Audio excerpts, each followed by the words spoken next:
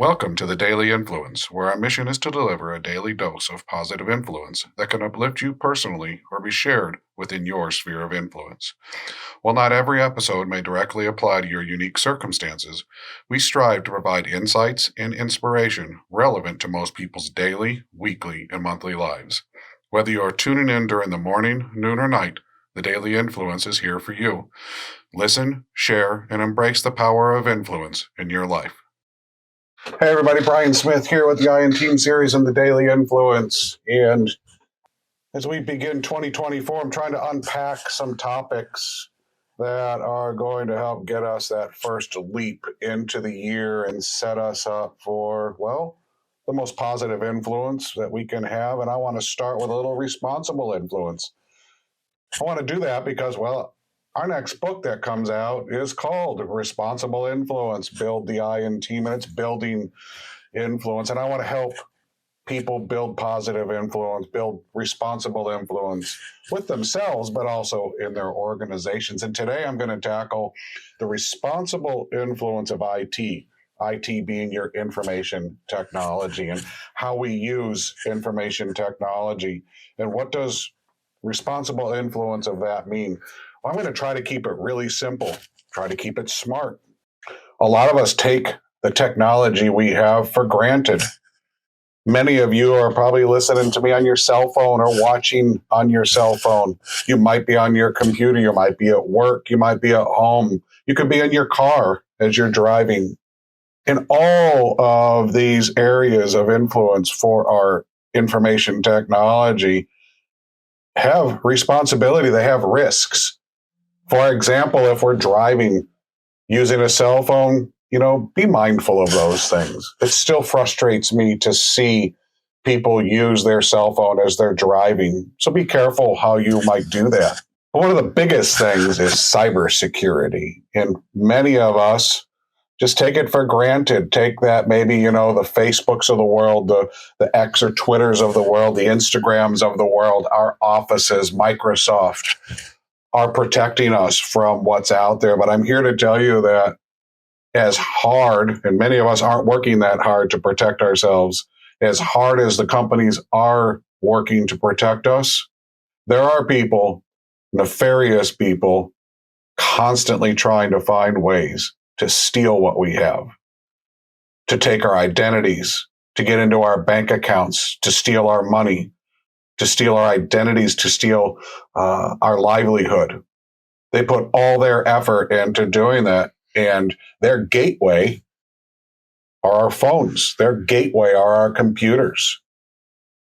They hold us hostage in some instances, locking up our computer systems, demanding that we pay a fee to get the unlock key, spreading viruses that can steal our bank accounts, our credit cards. When I would share that there was an issue with a credit card or hear a story, there were still a lot of people that would say that's not happened to me. There's very few people now who have not been impacted in one way or the other by nefarious people taking our information, stealing our credit cards, getting access to our computers, mimicking us or copying us in social media, making it frustrating. A lot of us get these emails that are, well, nefarious. They purport to be trying to help us. They identify themselves as us. And they reach out to people in our contact list and say, send us money. We had that here in the office. Somebody sent notes to some of our employees purporting to be me, asking for them to send them money. If it doesn't feel right, pick up the phone and call the person who you think you're getting that message from. Call them directly. Ask them if they really need that help. Don't respond in the electronic world. Pick up the phone and call them. Don't email them, because if their email's been compromised, the person who's compromised it will answer you. Pick up the phone and call. Get physical, get smart, specific about that communication. Think about, is it real? Is this really the way that a person would act with me or act online? If you see one of your friends or family in their accounts and that account is acting suspiciously, just reach out on the side. Hey, are you really posting that way? That's just not like you. You might find that it's not them.